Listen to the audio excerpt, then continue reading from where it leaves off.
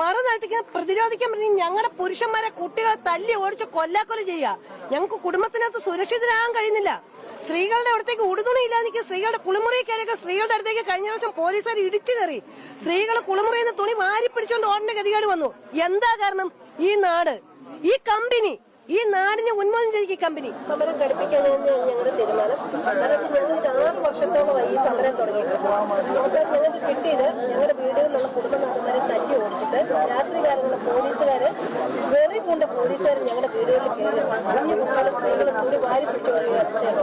നാടിന് വേണ്ടത് കമ്പനി, നാട്ടുകാർക്ക് വേണ്ടത് ഈ നാടിന് സ്വച്ഛന്തയിൽ ഓടുന്ന മതമില്ല, ജാതിയില്ല, യാതൊരു ഇതുകൊണ്ടാണ് സ്വച്ഛന്തമായിട്ട് ഓടുന്ന ഈ നാടിനെ അറം പറ്റിച്ചുകൊണ്ട് തല്ലി ഓടിച്ചുകൊണ്ട് ഇതൊരു ജാതിമത രാഷ്ട്രീയം എന്നുള്ള രീതിയിൽ ആക്കിയ ഈ കമ്പനി ഞങ്ങൾക്ക് ഇനി ഇവിടെ വേണ്ട.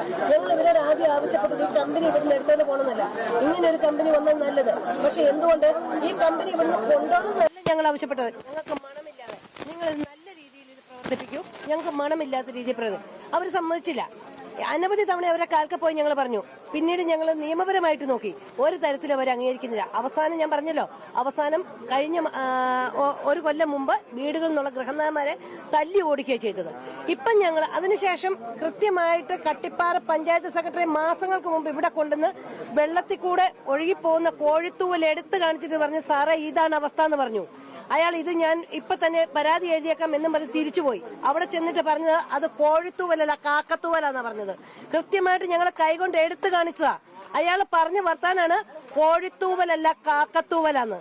അതിനുശേഷം ഞാൻ വീണ്ടും വിളിച്ചു, സാറേ അത് സാറ് കണ്ടതല്ലേ, പുഴയിൽ നിന്ന് എത്ര മീറ്റർ അകലത്തിലാ, ഒരൊറ്റ കാരണം മതി, ആ പുഴയും കമ്പനിയുമായിട്ട് അളന്ന് നോക്കുക, എത്ര മീറ്റർ അകലത്തിലാണ് പുഴയും കമ്പനിയും ഇരിക്കുന്നത്.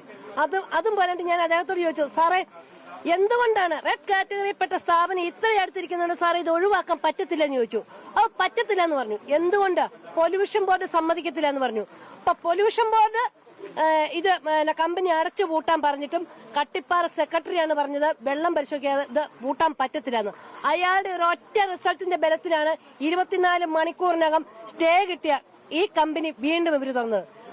6 വർഷം ഭരിച്ച ഇടതുപക്ഷ സർക്കാർ ഞങ്ങൾക്ക് തരാതിരുന്ന ആ ഒരു അനുകൂലം ഞങ്ങളെ രക്ഷപ്പെടുത്തിയതാണ് ഇപ്പോഴത്തെ വി.ഡി. സതീശ സർക്കാർ. ഞങ്ങൾക്ക് വേണ്ടി MLA-മാര് ഈ കോഴിക്കോട് ജില്ലയിലെ മുഴുവൻ MLA-മാരും ഞങ്ങളുടെ കൂടെയുണ്ട്. എന്നിട്ടും പറയുന്ന അവരെ പോലും MLA-മാര് മുഖ്യമന്ത്രിയെ, കേരള ഗവൺമെന്റിനെ മൊത്തം വെല്ലുവിളിച്ചുകൊണ്ട് നാടിനും നാട്ടുകാർക്കും വേണ്ടാത്ത ഈ കമ്പനി ഇനി ഇവിടെ നിലനിർത്താൻ ഞങ്ങൾ മരിച്ചു വീണാലും ഞങ്ങൾ സമ്മതിക്കത്തില്ല. സമരം കടുപ്പിക്കും. സമരം തീർച്ചയായിട്ടും കടുപ്പിക്കും.